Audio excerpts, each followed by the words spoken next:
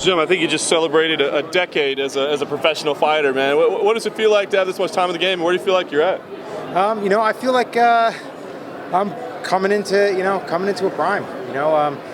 I'm finally starting to figure out how to train now. And for a few years there, the first 7 years of my career, I was in the gym 365 basically. And there was no such thing as a fight camp. It was just I'm training and hey, somebody needs a fight. Let's do it. And it seems kind of stupid saying it. I'm knock on wood, but I never had a devastating injury. I never had an injury that kept me out of the gym for a couple months.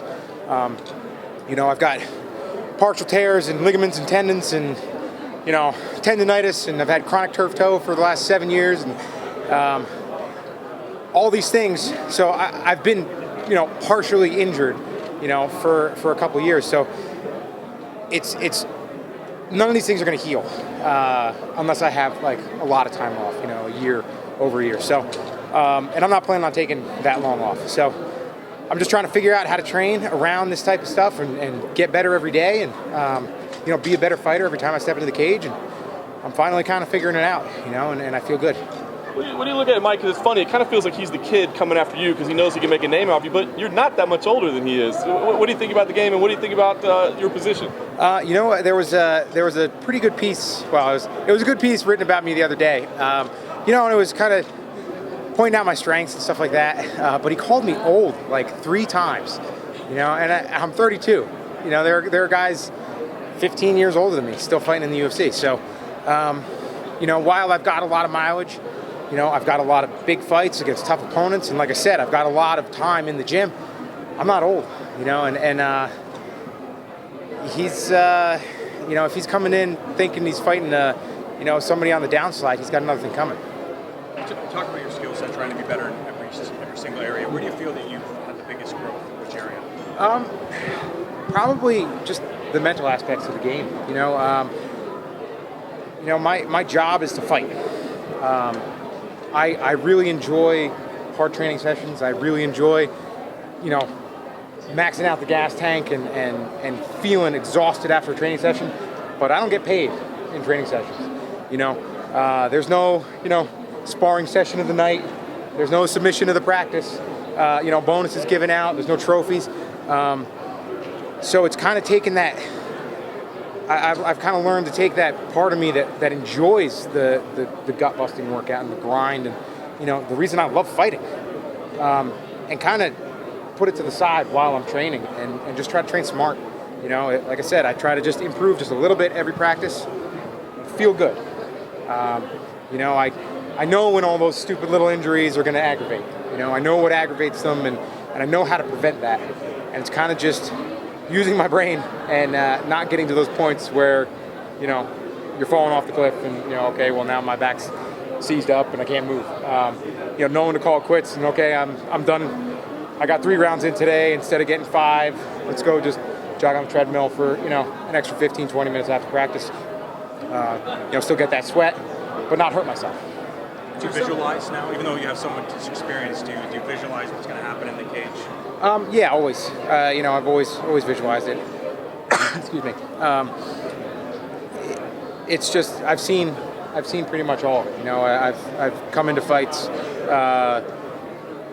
ill or injured. I've injured myself in fights. I've been behind and come back. I've pretty much done it all. So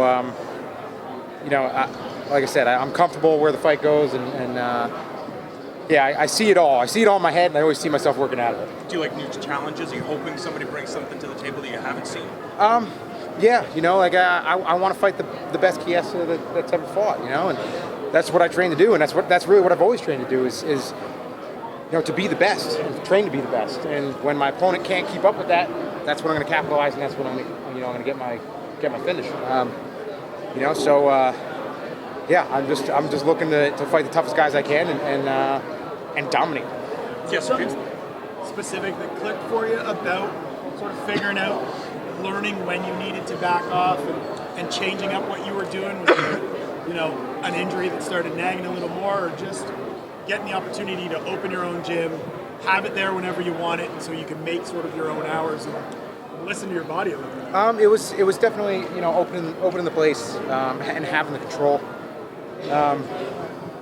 Sometimes as trainers, and I coach guys, and being in Dan's corner is one of the biggest things that I think is giving me the best knowledge about it.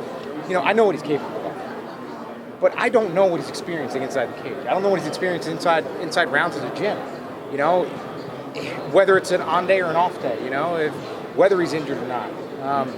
The whole idea is to shake everything off. You get hit hard, and you shake it off, and you don't let people know you're hurt. And that's kind of the idea that we've always had. It was never somebody hits you and you do the jarring stuff. It's the worst thing to see is hit somebody with everything you've got and then not even react.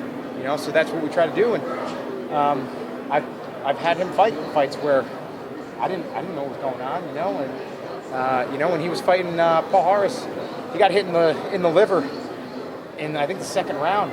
Got hit in the liver pretty hard. And lacerated him a little bit. And I didn't know that. You didn't tell me that between rounds. And anybody that's ever experienced organ pain knows that it sucks. And I'm asking things from him, not knowing that. So it was kind of opening the place definitely helped us. And things were things were going a little rough for a little bit. And, it was kind of a fresh start. You mentioned not liking being called old and it feeling weird, but is it a badge of honor a little bit to be that guy, that veteran guy that young kids like Mike Chiesa are looking at as this is a guy I got to beat to start my run? It's I've got 14 wins in the UFC. I've got 20 fights. This is my 21st. And I know that I've left a mark on the sport. I know that I've left a mark in the company. So yeah, it's a good thing to be recognized as somebody with experience in the sport. And fortunately, having a couple kids, I've got gray hair now, so I look the part too. As a veteran of the game, do you find it harder to find new ways to evolve as a fighter? Or you feel ever that you're maybe stagnant a little bit and comfortable too much with your skill set? No, not at all, honestly. I've got a great group of coaches. Brian McLaughlin, who's working with me on the ground, is a student of the game. And he's always showing us new things and kind of ever evolving. Nick Avalos, who'll be here tomorrow in my corner. He's my Thai coach, and he's somebody he loves Muay Thai, and loves learning the new things and training himself and getting better at it. So I've got guys that push me, and we do understand the nature of the game. And if you look at the submissions that have been hit inside the octagon, it's arm bars, rear nakeds, triangles, and guillotines. Everything else barely ever gets hit. I think I've got one of 3 knee bars in UFC history.